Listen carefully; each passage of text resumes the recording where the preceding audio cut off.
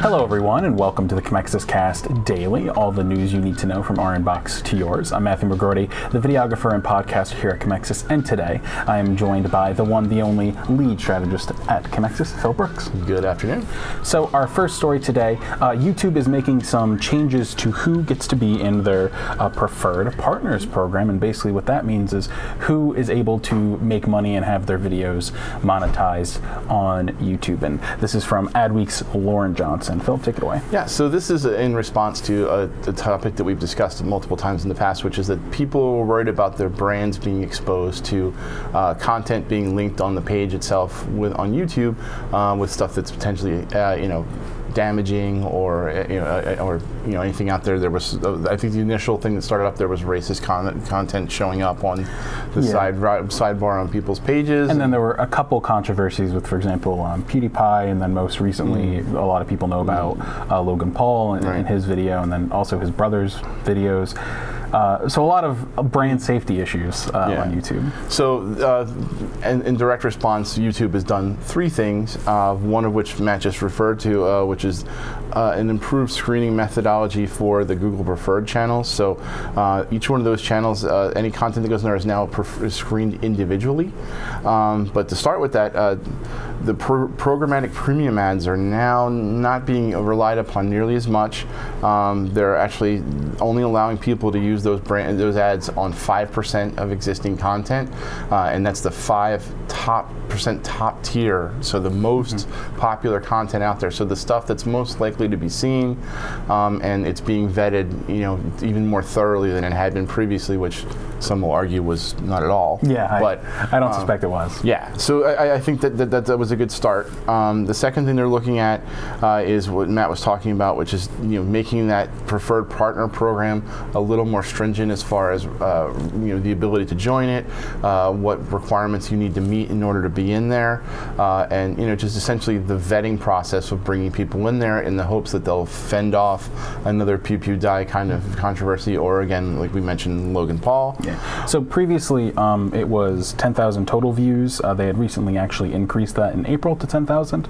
So previously it was a little bit less, and then now it is going to be, you have to have 1,000 subscribers and 4,000 hours watched of your video content within a 1-year period before you can be, considered or accepted into the regular YouTube partner program. Yeah, and if you just to give you some context, according to Google, 99% of the accounts that are actually going to be affected by this make less than $100 a year in advertising. So this is, the stuff that you need to worry about the most, because these are the accounts that, they're throwaways essentially. They're people just throwing out there whatever they can on there, and then hoping for it to be associated with a brand or associated with somebody that will help them go viral. So I think that it's important to remember that this is the bottom of the barrel of content that's going to be on YouTube anyway. But it's good that they're stepping forward. So the third thing that they're doing is monitoring the tiered media buys. They're bringing in a 3-tiered system to essentially standardize the tiers that these media buys are put on. So there's a different price range for each kind, and then applying standards for each of those tiers to the types of advertisers that are allowed to advertise on that level. And that's sort of an extension of what they were talking about the Google Preferred Partners program. Certain partnership levels are not going to be able to advertise on the higher tiers, and vice versa. So it's another way of just making sure that the people who are actually investing in this platform are getting the most amount of vetting they can before they're able to spend money on it. Yeah, and so what this means for you is if you're running YouTube ads, you have a little more control and a little more assurance that your brand isn't going to be put in front of a video that you maybe don't want it to be put in front of, or in the case of the PewDiePies and Logan Pauls, that their content is now going to be vetted much more heavily, so you don't have to worry nearly as much.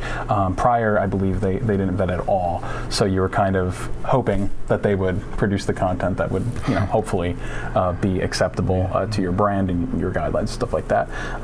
So there you go. So for our second story for today, Philip has something on some fraudulent social media accounts? Well, it's not just social media accounts. So this is from siliconangle.com. The author's name is Maria Deutscher, if I'm pronouncing this correctly. But she pulled a study by the security company Threat Matrix Incorporated, and this actually found some really fascinating data about accounts being created online. And this includes social, but it also includes shopping accounts, financial accounts, Netflix, anything out there. According to Threat Matrix, they have several thousand services that fall under their umbrella that they protect. So it could be anything in those channels. But they found over the last year they've blocked over 700 million attacks, and what they found is in 83 million illicit registration attempts from 2015 to 2017, and their actual conclusion from that, from all the data that they've mined, is that 1 in 9 online accounts currently out there are being opened fraudulently. So there's been a major uptick in account takeovers. They're saying every 10 seconds somebody's account's being hacked in some way utilizing data, and they're saying that the majority of this explosion is sort of a direct link to the Equifax hack and some of the larger hacks out there where this personal data has been exposed, and it gives the hackers enough information to link your credit card with your name and also get some of the identifying information that you may think is something somewhat secure, but when you're setting up, say for example, your secret questions, things like that, they're harvesting that data to be able to create these accounts or get inside your account and then open secondary accounts with that information. So just to give another kind of sobering statistic, 1.9 billion records were stolen during the first half of 2017 alone, and that's consumer data that's out there that can be utilized for this type of nefarious purpose. And really there's not a lot that we can do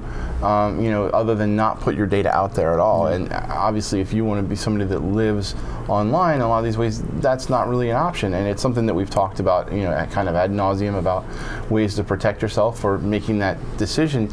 Am I willing to put this data out there and trade for what this service is offering for free? But just keep in mind that the most of the largest percentage of this fraudulent activity is centered around the financial industry. So we're talking credit card numbers, we're talking PayPal, we're talking all of these kinds of things, so that people can utilize your data to create accounts that they can spend money from. So I would definitely take a look again. If you haven't, review a lot of these data breaches.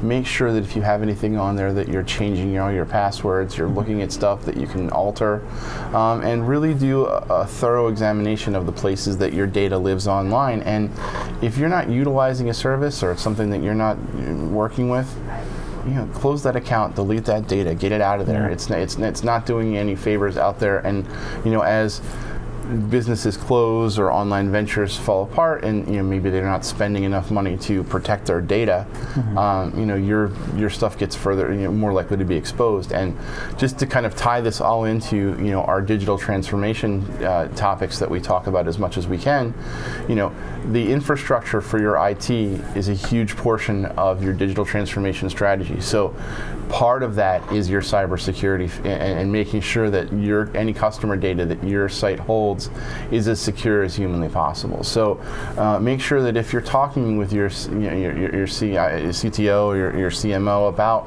what you're going to do for your digital transformation, that this is a major pillar of part of what you're doing, that you can't just upgrade all of your IT without making sure that security isn't a huge part of it. Yeah, absolutely. And just one final note on the personal side. If you have accounts such, for example, Google or something like that, or bank accounts, find out if they have two-factor authorization. I've heard that arguably two-factor is better if you're using an app like Google's. They have a password app. I forget exactly what it's called, but you can also do it through your phone. So just something to think about. I always put on my accounts, that two-factor authentication, just to make sure that everything is safe and good to go. So thank you everybody for tuning in to today's episode of the Commexis Cast Daily. Check us out tomorrow for more of the latest trending news. Have a great day.